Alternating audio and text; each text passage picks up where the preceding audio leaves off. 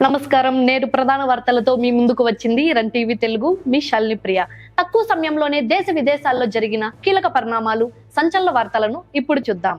విశాఖ తీరంలో అద్భుతం, international fleet review. Visakha సాగర తీరంలో 71 యుద్ధ నౌకలతో అంతర్జాతీయ ఫ్లీట్ రివ్యూ కనువిందుగా సాగింది.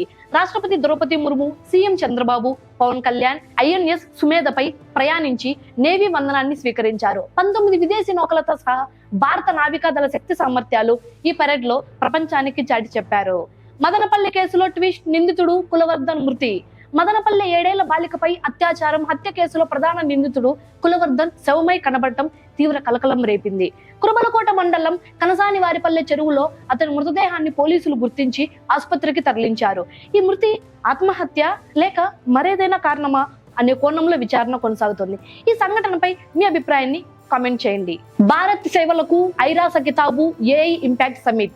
అంతర్జాతీయ శాంతి స్థాపనలో భారత్ పోషిస్తున్న పాత్రను ఐరాస ప్రధాన కార్యదర్శి ఆంటోనియో గుటెరస్ ప్రశంసించారు.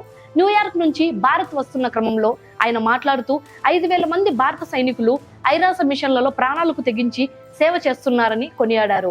ఏఐ రంగంలో భారత్ నిర్వహిస్తున్న సదస్సు ఎంతో కీలకమని ఆయన పేర్కొన్నారు. ప్రపంచపు తొలి ట్రిలియనీర్ గా ఎలాన్ మస్క్. ప్రముఖ వ్యాపారవేత్త ఎలాన్ మస్క్ త్వరలోనే $1,00,000 కోట్ల సంపదతో ప్రపంచపు తొలి ట్రిలియనీర్ గా రికార్డు సృష్టించనున్నారు.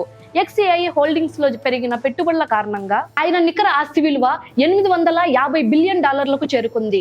ఫోర్బ్స్ అంచనాల ప్రకారం మస్క్ సంపద రానున్న రోజుల్లో మరింత పెరిగే అవకాశం ఉంది. రంజీ ట్రోఫీలో జమ్మూ కాశ్మీర్ సంచలనం.